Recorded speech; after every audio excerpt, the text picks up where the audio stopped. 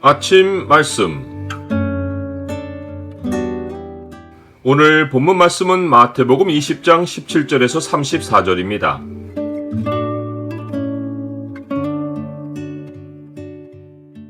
낮은 자리에 있을 때 영혼의 소리가 들린다.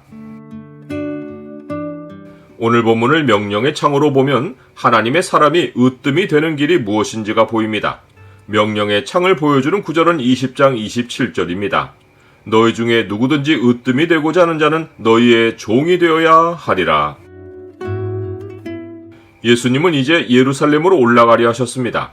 세상 사람들에게는 수도 예루살렘으로 올라가는 길이 세력과 부를 향한 가슴 벅찬 행진이었습니다. 하지만 예수님께는 땅의 영광에 대한 비전이 조금도 없었습니다. 예수님의 표대는 천국이었습니다.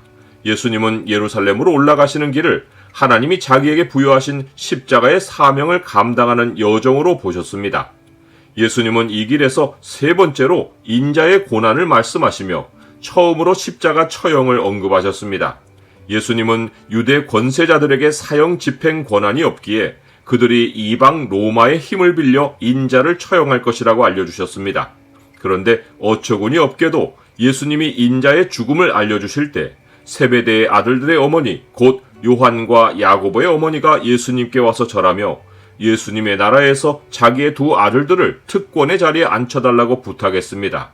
이 일의 발단은 얼마 전 예수님이 부자 청년과의 대화를 끝내시고 제자들과 나눈 이야기였습니다. 그때 예수님은 세상이 새롭게 되어 인자가 자기 영광의 보좌에 앉을 때에 나를 따르는 너희도 12보좌에 앉아 이스라엘 12지파를 심판하리라 라고 하셨습니다. 요한과 야고보는 이 말씀을 어머니에게 전달했고 어머니는 곧 임박할 그 나라에서 자기 아들들이 높은 자리에 올라야 한다는 생각에 예수님께 아들들의 자리를 부탁하러 온 것입니다.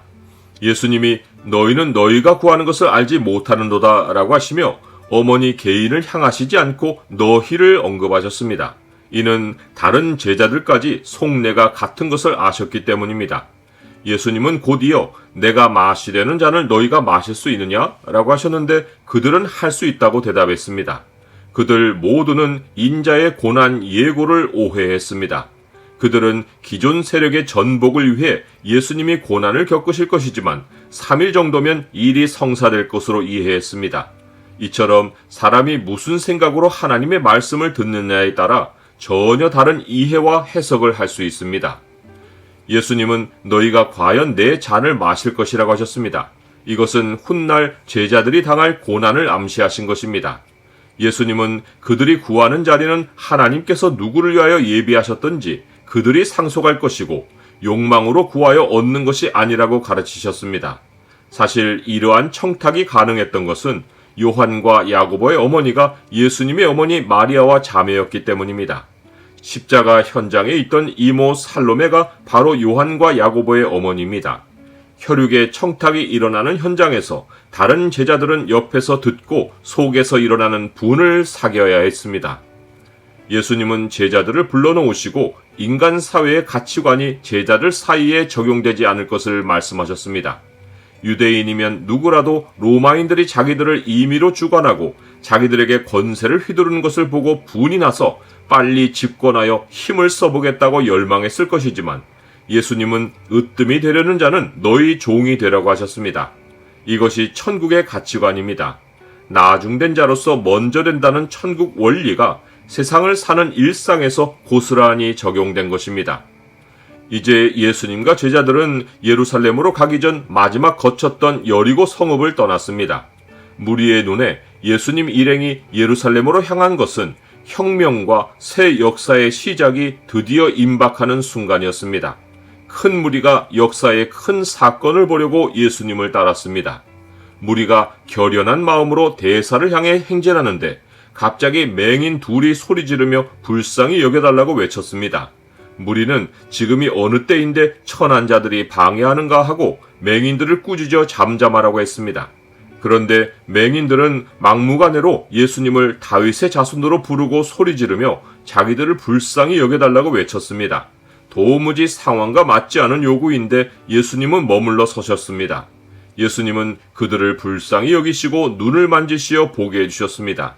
이를 통해 예수님은 자기의 참 사역이 혁명이 아니라 어둠에 있는 자를 빛으로 이끄시는 것임을 알려주셨습니다. 나는 큰 일을 행한다는 생각에 작은 소리를 묵살하고 작은 요구를 들어주는 것을 시간 낭비로 여기지는 않습니까? 영혼의 일은 항상 작은 소리로 찾아옵니다.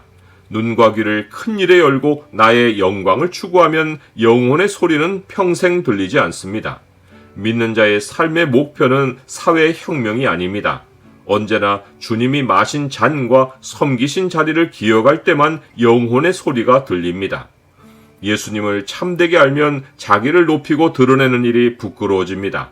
우리가 나중된 자리에서 천국의 영광을 바라볼 때 영혼의 소리에 귀 기울일 수 있고 복음과 사랑으로 다른 사람들을 섬길 수 있습니다. 인자가 온 것은 섬김을 받으려 함이 아니라 도리어 섬기려 하고 자기 목숨을 많은 사람의 대속물로 주려 함이니라.